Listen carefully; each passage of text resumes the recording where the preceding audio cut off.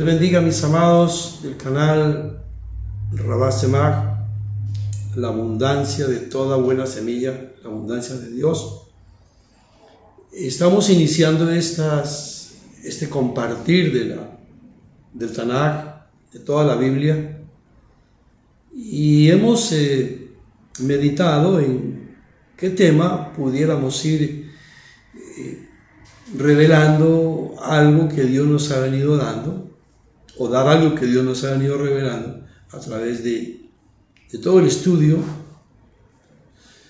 de la Torah o del Tanaj. Vamos a entender que Tanaj es como un acróstico, y es Torah, que son los primeros 5 libros, que llamamos el Pentateuco, en hebreo se llama Humash.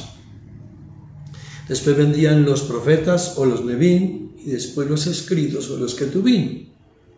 Entonces de Torah, Nevim y Ketubim viene la palabra Tanaj, que sería como el Antiguo Testamento, volviendo al término que puso Marción del Ponto en el año 147. Él dijo que se llamaba así, Antiguo y Nuevo, y que el Dios del Antiguo pues era un Dios malo, pero que el Dios del Nuevo era Jesucristo y que era bueno. Hasta el día de hoy entonces tenemos esta división, ¿no?, de Antiguo y Nuevo, y se habla de que hubo 400 años de silencio y que Dios no habló. Entonces se llama el periodo intertestamentario o el silencio intertestamentario. De pronto no es muy exacto, porque aunque durante estos años, entre Malaquías capítulo 6, en el versículo que ya termina, que dice que los padres volverán el corazón hacia sus hijos y los hijos hacia sus padres, al primer capítulo de Mateo, en ese lapso hubo historia que Dios escribió. Hay una historia bien interesante. Así que Dios no se quedó callado, ni el pueblo de Israel dejó de existir. No. Hubo acontecimientos muy importantes. Si no hubo, digamos, un profeta que diga, y el profeta X, el profeta fulano dijo esto y esto, no lo hubo, porque los profetas de este tiempo pues llegaron ahí a Malaquías. Pero Dios hizo muchas cosas y habló. ¿Dónde está consignado esto? Muy bien, vamos a mirar el libro de los Macabeos, Macabeos 1, Macabeos 2. ¿Qué información tan importante hay en estos libros que se llaman deuterocanónicos? Es muy importante esto. ¿Por qué? Porque hay ahí relatos históricos. Por ejemplo, 200 años antes de Yeshua o de Jesús, pues Grecia quiso destruir el alma del pueblo judío a través de prohibirles las lecturas de la Santa Torá, al prohibirles que estudiaran a los profetas, al prohibirles la palabra de su Dios y al prohibirles que celebraran sus fiestas, sus moedín. Inclusive prohibía la circuncisión a los pequeños. Eso fue un atentado muy fuerte y quemó mucha literatura. Todos estos imperios quemaron bibliotecas enteras. Lo hizo Nabucodonosor, lo hizo Grecia, después lo hizo Roma y de último lo hizo Hitler. Pero ahí la palabra es viva y eficaz, y la palabra es espíritu y es vida. Por eso es lo que yo siempre he querido decirle. Yo sé que hay mucha información ahora y me alegro de eso, me gozo de eso. Yo me gozo de eso. Pero hay un pequeño detalle que quiero que usted lo pueda ver. Y es que a pesar de todo esto que ha pasado, Dios ha sostenido su palabra y han venido apareciendo en manuscritos como de Qumran, pero han venido apareciendo fragmentos de escritos en distintos, aún en el Museo del Vaticano han aparecido. Por ejemplo, en el Vaticano apareció un documento, un manuscrito del Evangelio de Matillahu o Mateo en hebreo. Y apareció otro del Evangelio de Juan en hebreo. Bueno, los filólogos, los cronologistas, los que se dedican a estas artes tan lindas, han descubierto muchas cosas. Para nuestro contexto, cuando nosotros vamos a hablar de la Torá, es la instrucción, la enseñanza, la guía y la dirección. Creo que lo dijimos la vez pasada. No es tanto el asunto de ley, aunque se tradujo ley. ¿Por qué? Porque se volvió algo consuetudinario, o sea, se volvió una costumbre, una tradición, y hoy entendemos que teología es leer las Santas Escrituras. Bueno, no es de mucho peso, no es muy trascendente. Lo importante sí es que se tiene que estudiar la Santa Palabra, porque, ojo, es vida y es espíritu. El mismo Yeshua dijo algo. Ahora, porque yo insisto con Yeshua, porque ese es su nombre. Cuando el malaj, o el ángel, o el mensajero, vino a Miriam, ese es su nombre, o María, le dijo una frase tremenda, le dijo, Vayikra et Shemot Yeshua, y llamarás su nombre Yeshua, porque Yeshua viene de una raíz hebrea que es Yasha, y Yasha significa eso, salvar, restaurar, restituir, sanar, proveer, multiplicar, dar destino, dar propósito. Es decir, que esa raíz Yasha, donde viene Yeshua, pues significa todo lo que él hizo. Dios no se equivocó, y Yeshua es la salvación de Dios. La salvación de Dios. Entonces, ¿qué fue lo que le dijo el ángel? Llamarás su nombre salvación de Dios. Porque, ojo, la J no está en el hebreo antiguo, no estaba. Fue colocada mucho tiempo después, más o menos hacia el siglo IX, tal vez, por ahí. Otros dicen que más o menos hacia el siglo XI. O sea que mucho tiempo después. Pero yo siempre he aprendido, y les quiero compartir esto, irme a lo substancial, al fondo del asunto. No me enredo en estas sutilezas, aunque son determinantes en algunos casos. Por ejemplo, la palabra teología es griega, teos, logos, y teos es los oráculos de sus dioses. Me pregunto, ¿será que los griegos hablaban del Dios de Israel, el Dios de Abraham, de Isaac y de Jacob? El Dios de Moshe, de Yehoshua, Padre de nuestro amantísimo Yeshua HaMashiach. No, hablaban de sus dioses. Su Dios principal, ¿cuál es? Zeus.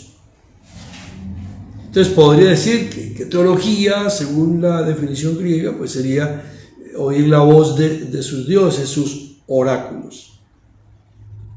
Pero bueno, nosotros nos hemos contextualizado y ya tenemos esa idea muy clara, que no estamos estudiando dioses ajenos, sino nuestro Dios.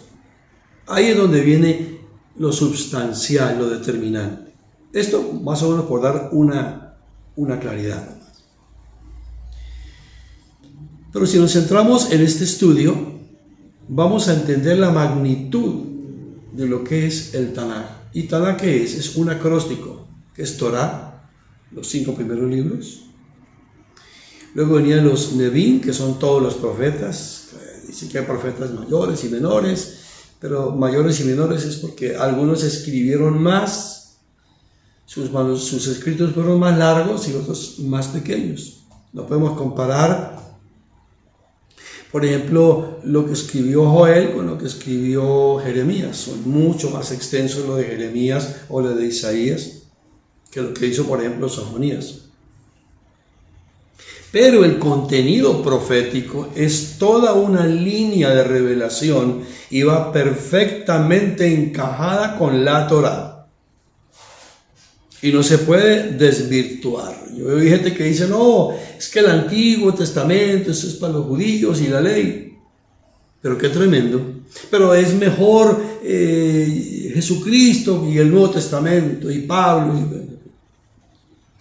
Porque la iglesia no nació en el Nuevo Testamento. No nació. La iglesia viene desde el desierto. Desde los tiempos de Abraham, de los tiempos de Moshe o de Moisés. Y lo podemos corroborar y confirmar con las Escrituras.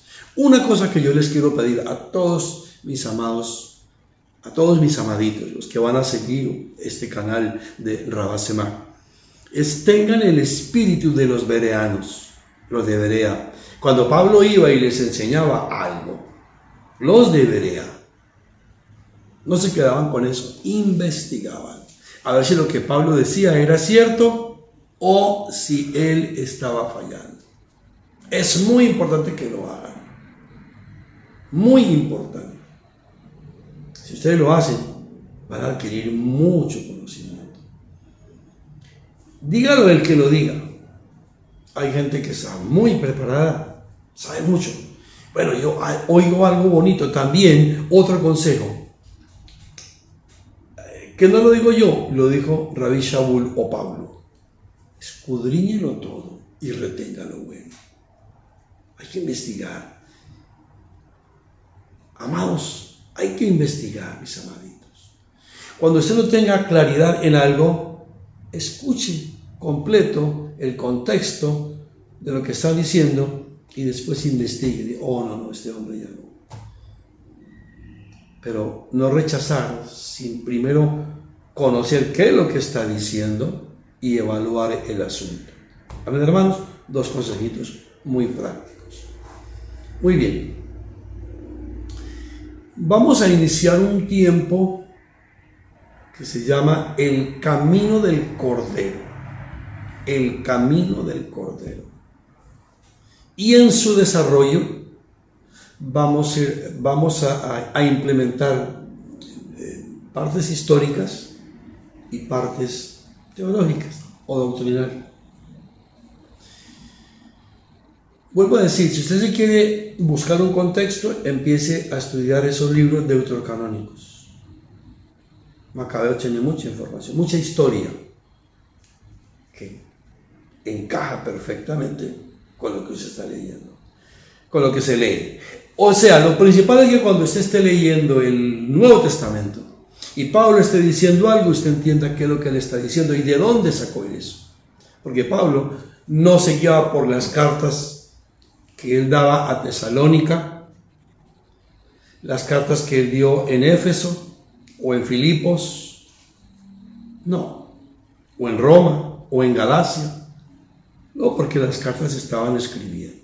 Entonces, ¿qué estudiaba Pablo? El Tanaj o el Antiguo Testamento.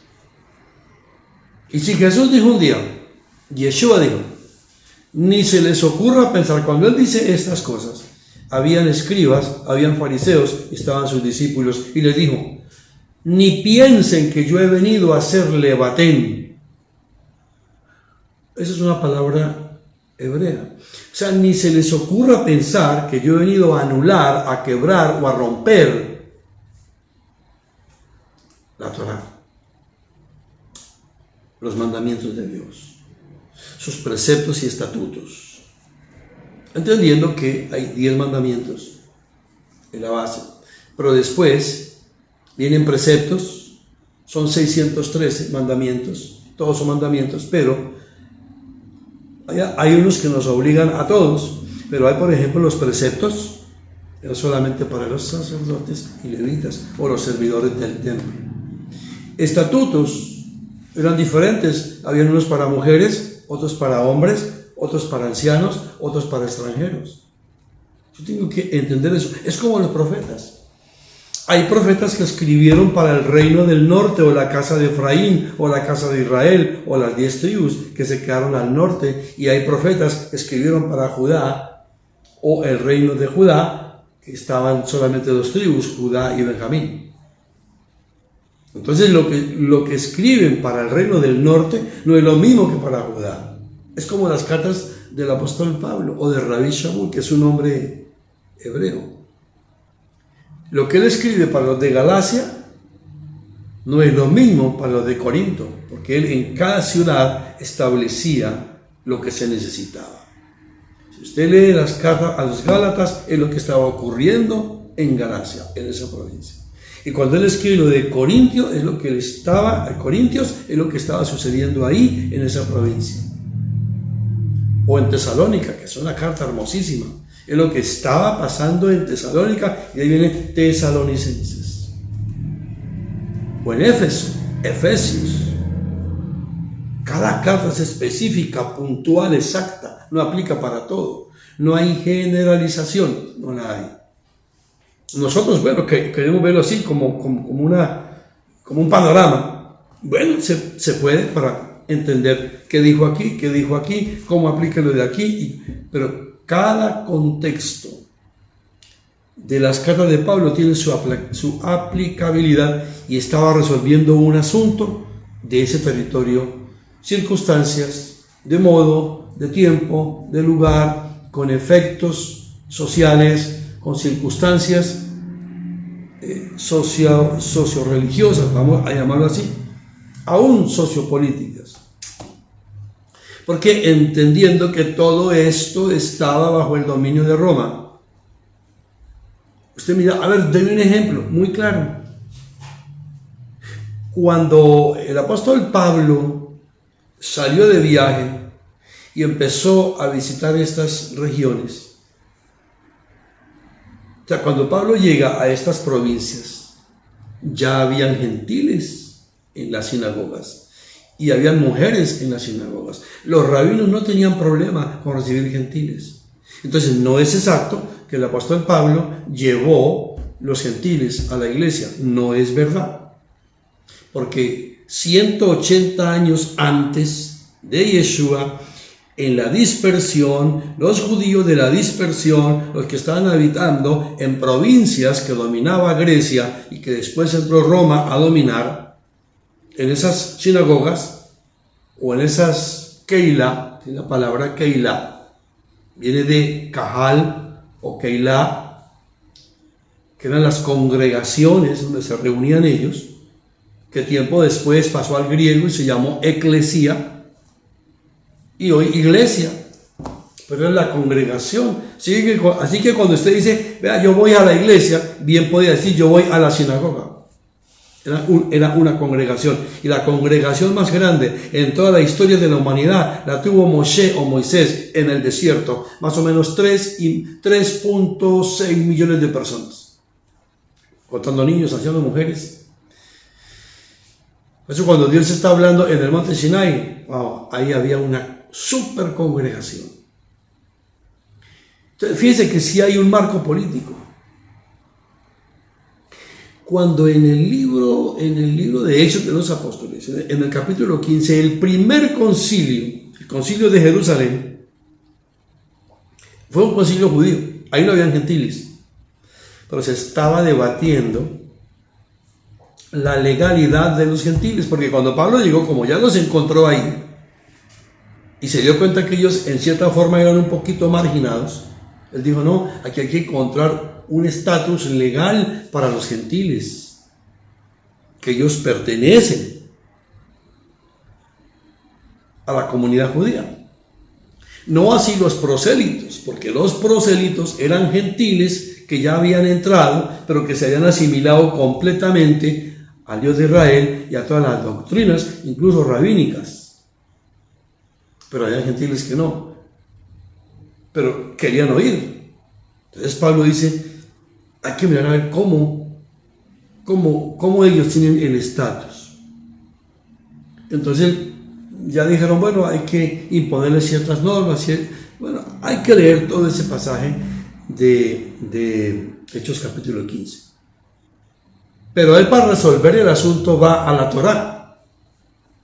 Y no, ellos no necesitan circuncidarse, no. Porque cuando Abraham hizo pacto con Dios, fue un pacto de fe. Fue por fe. Y no había llegado la ley. Pero Abraham oyó. Él oía la ley. Abraham no era inocente de la ley. Él la conocía. O sea, él conocía a Torá. Él conocía eso. ¿Dónde está eso? Génesis capítulo 26, verso 5, dice: por cuanto Abraham oyó Shema. Shema es oír para obedecer. Por cuanto Moshe, Shema, mis mandamientos, mis preceptos, mis estatutos. Ahí nada más hay una gran diferencia. Nosotros aquí en Occidente oímos, pero ya miramos a ver si obedecemos o no. Ellos no. Ellos oían para obedecer. Shema Israel Adonai Elohim Adonai Echad. Oye Israel, Dios el Señor uno es. Hacían Shema. Muy bien. Si usted se da cuenta, a veces es difícil avanzar porque yo quiero buscar las conexiones para que no nos perdamos en todo este desarrollo. Pero ya para ir terminando, porque quiero que comencemos todo este asunto del camino del Cordero, así se va a llamar, el camino del Cordero. Y usted se va a sorprender. Quiero pedirles un favor, vaya ustedes conmigo a Génesis capítulo 5. Ahí se va a describir algo bien hermoso en Génesis capítulo 5. Dice allí los descendientes de ¿quién? De Adán. Bueno, yo tengo una versión, pues, Torah, pero hay muchas. Pero usted puede seguirlo en su Reina Valera. Dice así: este es el rollo o el sefer de las generaciones de Adán. Y ahí está hablando de 10 generaciones. 10. No lo voy aquí a leer, pero usted lo va a leer todo ahí. Entonces, en el versículo 2 dice: varón y hembra los creó y los bendijo y llamó el nombre de ellos Adán, el día que fueron creados. Y vivió Adán 130 años y engendró un hijo a su imagen, como su semejanza, y llamó su nombre Set. ¿Ok? Y después dice, bueno, sigue avanzando en los versículos, y después dice, vivió Set 105 años y engendró a Enos. Y después Enos engendró a Cainán, y aparecen los nombres que son Adán, Set, Enos, Cainán, Mahalalel, Jared, Enoch, Matusalén, Lamech y Noé. Hay 10. Esas generaciones. Usted dice, bueno, pero ¿por dónde está aquí Yeshua o Jesús de Nazaret? ¿Dónde está el Cordero? Porque esta serie se llama El Camino del Cordero. Y vamos a ver cómo comenzó, inclusive desde el Génesis capítulo 1, avanzó por todo el tiempo. Inclusive aquí estamos viendo la genealogía de Adán, luego lo que pasó con Abraham, Isaac, Jacob, Moshe, cómo se reveló en los profetas, hasta que Jesús un día dijo, y Yeshua dijo, la ley y los profetas y los escritos hablan de mí, hasta que él llegó a su sacrificio como cordero. Muy bien, entonces usted en este capítulo 5 de Génesis va a encontrar esa genealogía y va a encontrar esos 10 nombres: Adán, Set, Enos, Cainán, Mahalalel, Jared, Enoch, Matusalén, Lamech y Noé. Ahí están. Usted lo va a leer. Muy bien, buscando el significado de cada nombre en el hebreo, mire lo que dice. Adán es la palabra hombre, hombre. Sed es la palabra sustituto, eso es lo que significa sed, sustituto. Enoc significa causa de muerte. Cainán significa adquirir, adquirir.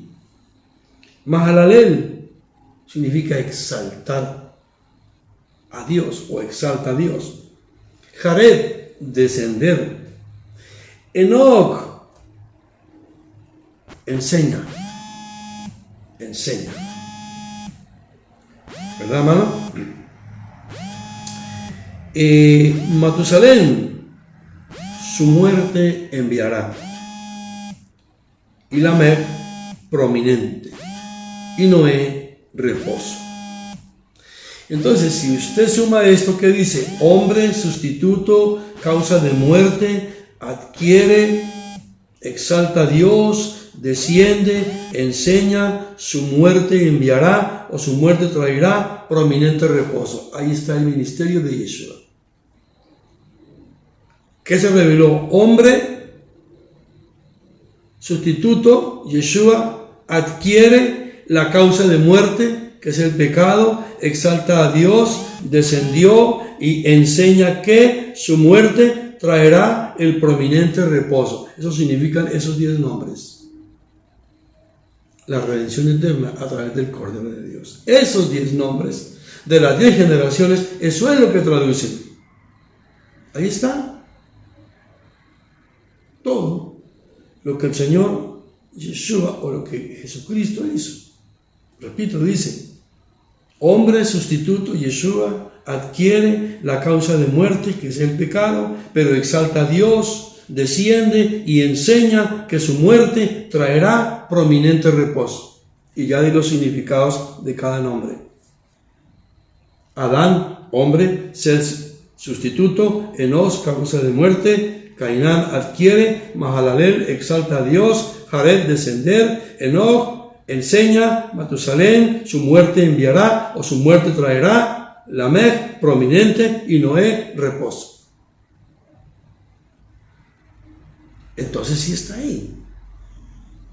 El Cordero está ahí.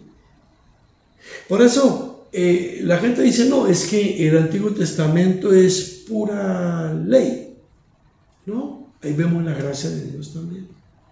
Porque ley y gracia van de la mano. Creo que eso ya lo enseñamos la vez pasada. Así que es muy importante que usted vea esto. Ahí mismo se está revelando que el Cordero viene desde ahí. Ahora esto. Cuando Dios saca a Adán y a Eva del Edén, dice que ellos ya estaban desnudos y sabían que estaban desnudos. ¿Y qué hizo? Hizo un sacrificio. Dice que los vistió con pieles de animales. Ahí hubo un sacrificio. ¿Qué quiere decir eso? Que para acercarse a Dios necesitaban estar revestidos de la piel de un sacrificio. Como hoy, yo fui revestido, investido por el sacrificio de Jesucristo, su santo y bendito Hijo, el Cordero de Dios.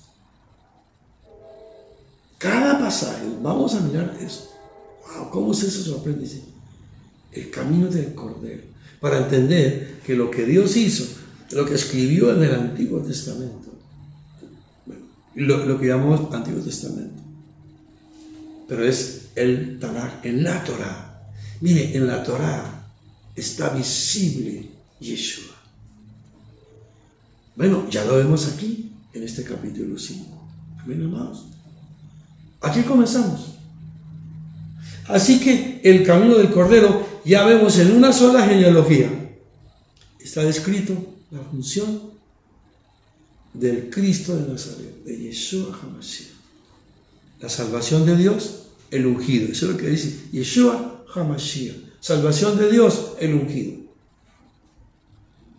Muy importante entender ese término. Como el Ruach HaKodesh significa el soplo, el aliento del Santo.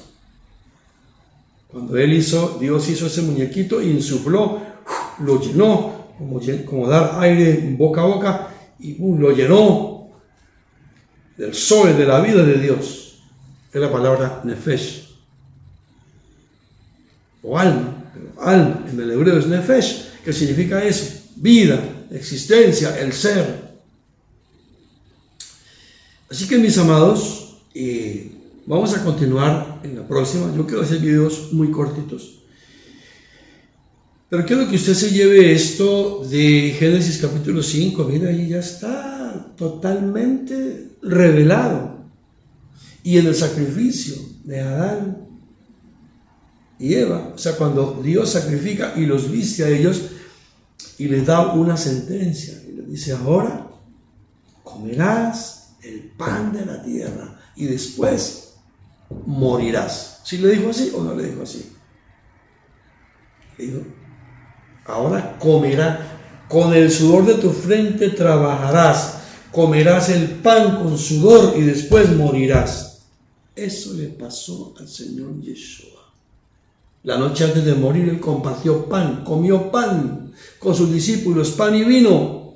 Cenó, hizo una cena que no era la de la Pascua, porque Él muere antes de la Pascua, y Él hace una cena y Él se come el matzá. No, Él come pan con levadura, porque no estaban en la cena de la Pascua, que esa cena sí es pan sin levadura o matzá. No, Él comió el pan. Él comió pan con vino y quién sabe qué más comería. Y sale de comer el pan a la muerte, porque de ahí sale al monte de los olivos, donde Él es capturado y después Él es crucificado. Y Dios le dijo eso a Adán, y Adán es la palabra hombre, y Él es el hombre sustituto. Entonces Adán le dijo: comerás el pan y morirás. Lo mismo que Yeshua, Él se comió ese pan ese día, celebró con sus discípulos y después fue a la muerte. Quiero que vayan mirando esto. Bien, amados, Hashem les bendiga, el Rey del cielo les bendiga. La palabra Hashem es eso, el nombre santo, el sublime. Puede decir también Abacadosh, el Padre Santo, el Eterno, el Invisible, el Todopoderoso, nos guarde y nos bendiga en todo este tiempo, y quedamos a la expectativa para empezar a hacer el desarrollo de lo que se llama el camino del Cordero. Iremos hasta el Apocalipsis con el camino del Cordero. Dios les bendiga, mis amados. Un abracito. Se les quiere mucho. Amén.